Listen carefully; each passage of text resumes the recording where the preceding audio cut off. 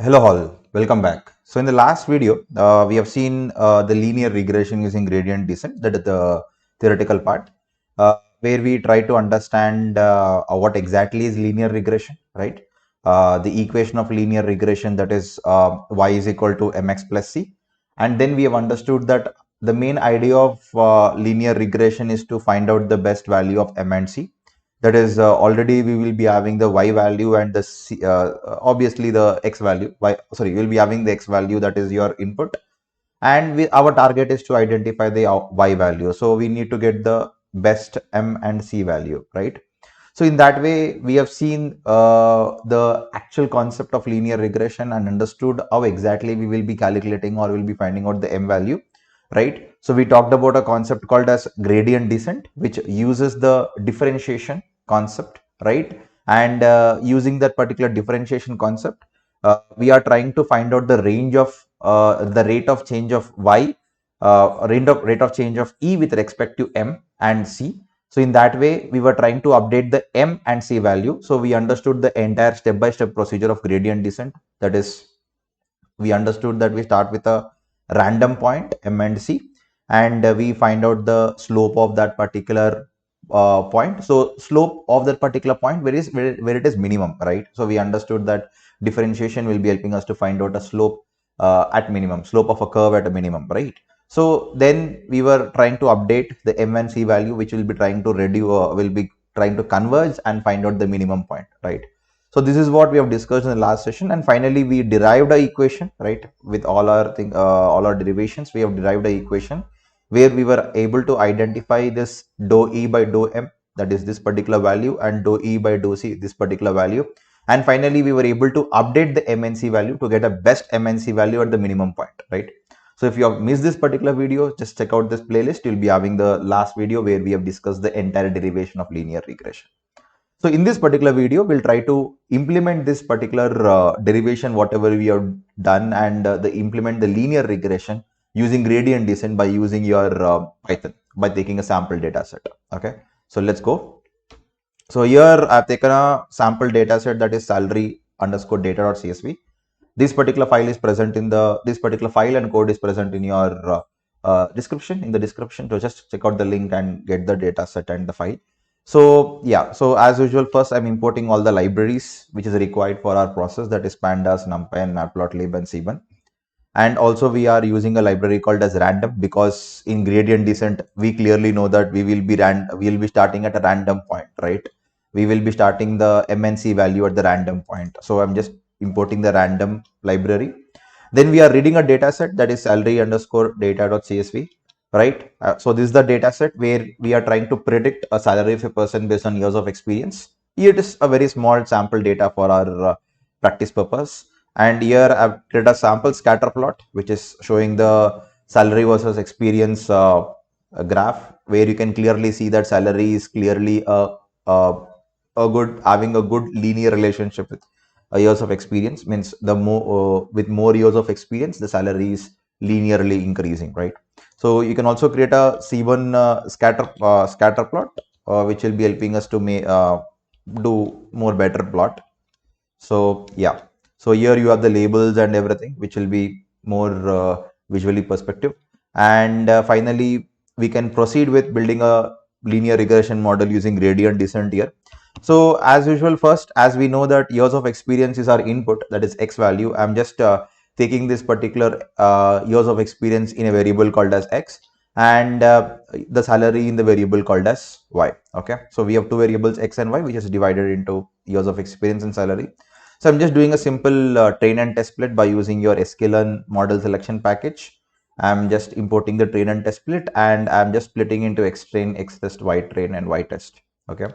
Then now we actually start the gradient descent algorithm, and we will start with initializing the random values for m and c, because we know that in our linear regression using gradient descent, we start with a random point of m and c value. So for this, I'm just using this random library, and I'm using a function called as random int. In this, I'm just giving a sample range of 10 to 1000. So I'm just giving a sample range in this way, such that I can just get a random value of m and c. So you can just see what is the MNC values you got. So if you just see here, this is the random MNC value I got. I start with this particular values right now. You know, right? We start with this particular value and we'll go on iterating and finding out the slope at that particular point, and finally going on updating the MNC values. That is what we are doing right now. So first I start with this particular value. And also we discussed about something called as learning rate, which we understood that it will be helping us to decide the speed of learning process. So we understood the reason of learning rate. Why do we need learning rate? How learning rate will be affecting our model. So that is also discussed in last session. So just check out that particular video. So right now we start with a learning rate, and we also understood that learning rate is an hyperparameter which we as a developer should choose and decide based on the model performance, right? So it's like a tweaking parameter. So I have chosen learning rate here, that is 0.01, but we can change it depending upon the model performance later on.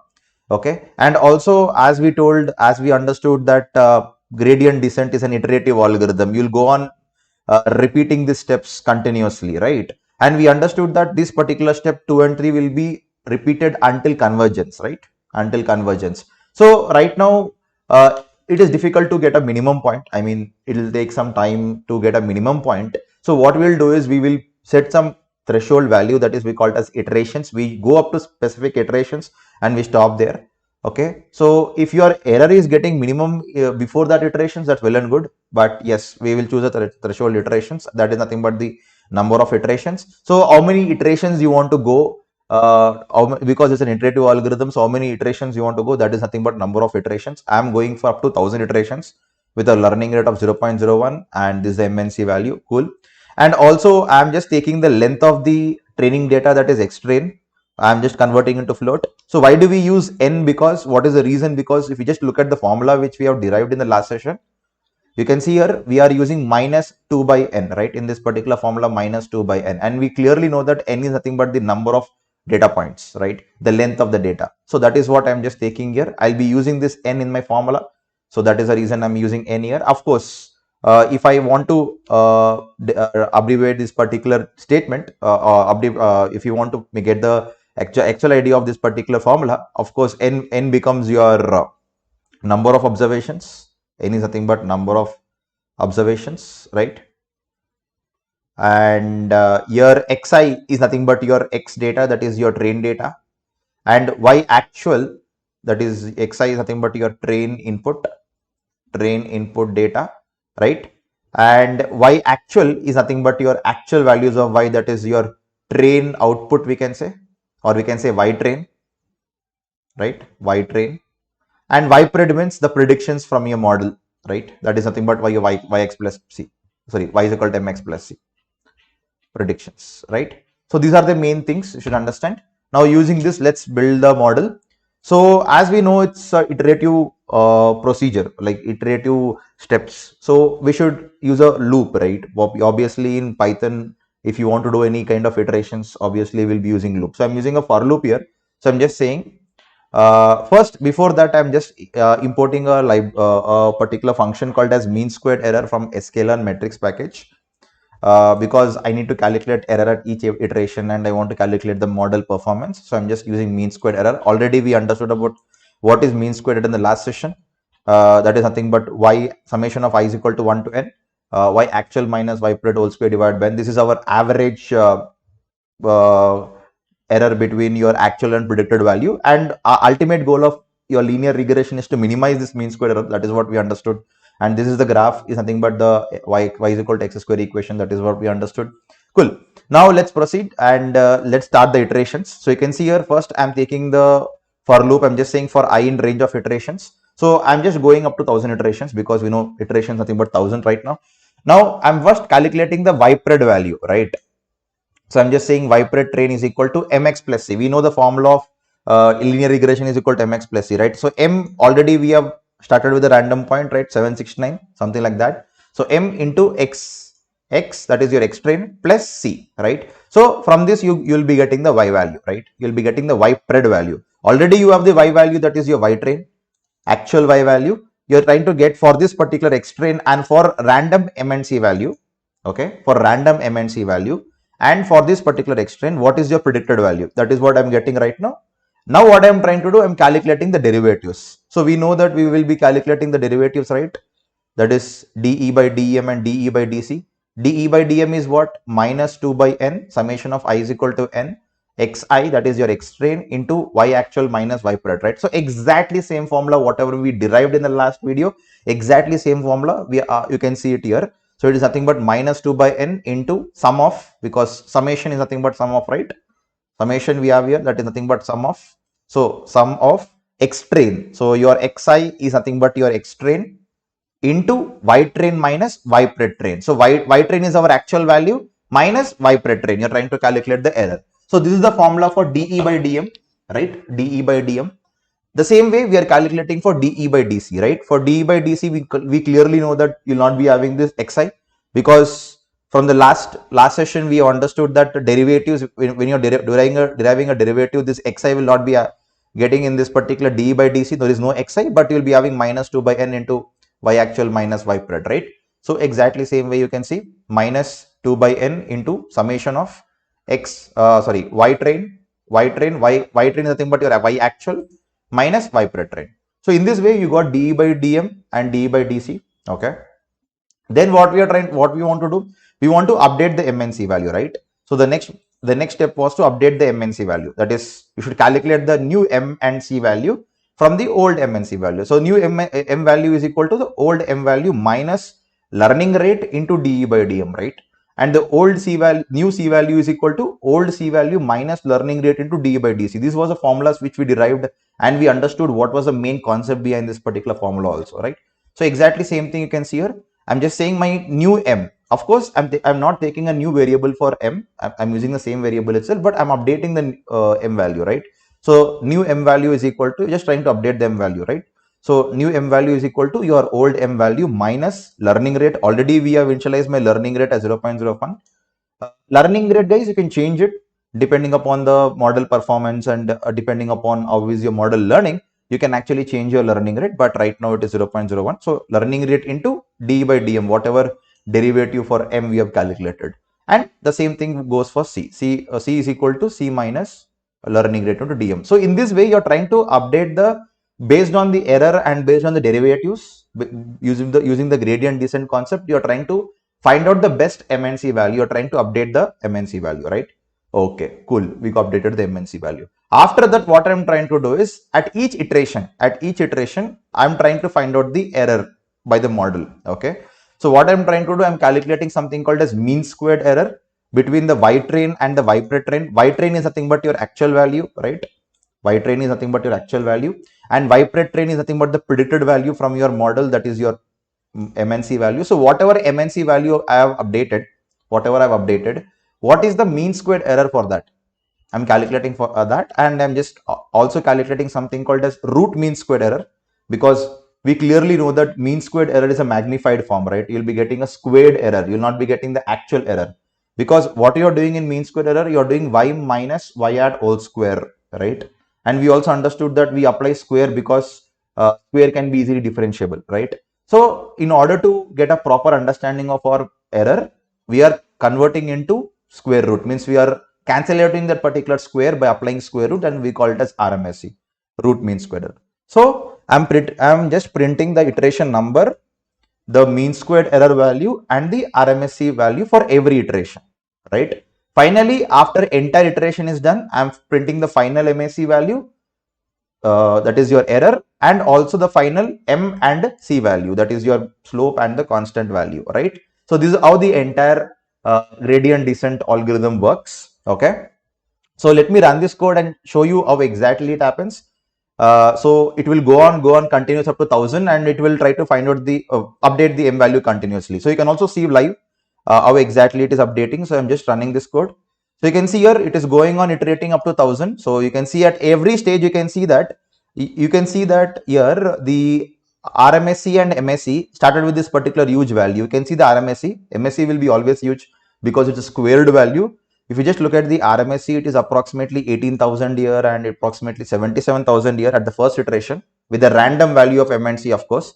Slowly it goes on updating and reducing. You can see the moment your MNC values are getting updated, you can see slowly the RMSE value is getting reduced at every iterations.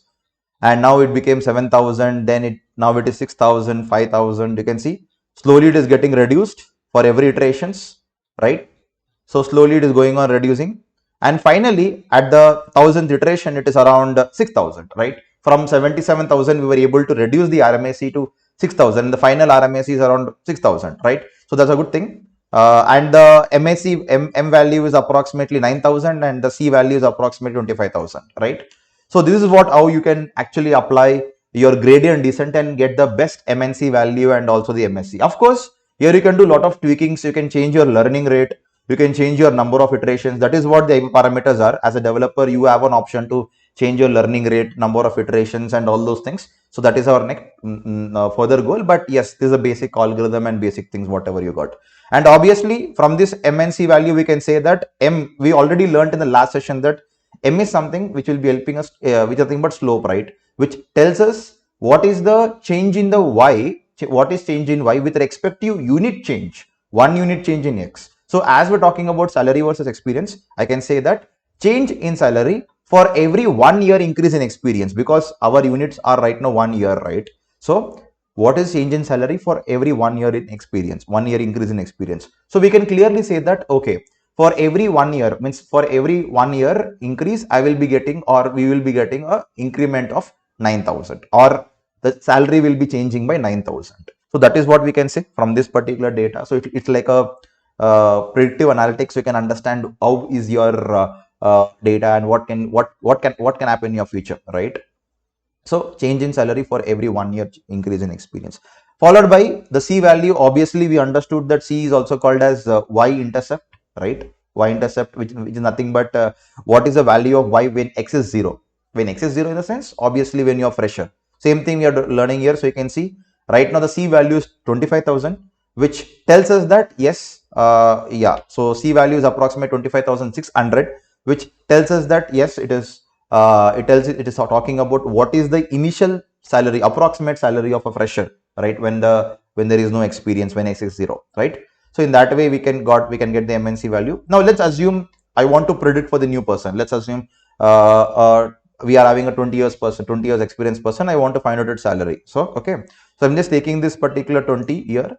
Obviously we know the formula, right? Y is equal to mx plus c. We are doing that, and we can say that for a 20 years of experience person, his salary will be approximately 2,14,120. So like this, we are able to predict the salary if you are getting the experience by using the concept called as gradient descent. Okay, so the same thing I'm doing right now. I'm applying for X test.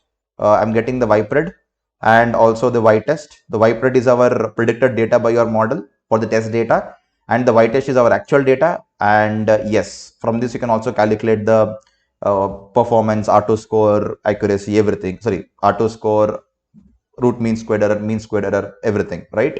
So like this, you can build a simple linear regression model using the gradient descent. I hope you enjoyed this particular video and understood how exactly to implement a linear regression using gradient descent. So if you like the video, share this particular video and subscribe to my channel for more upcoming videos like this. Okay. Thank you guys.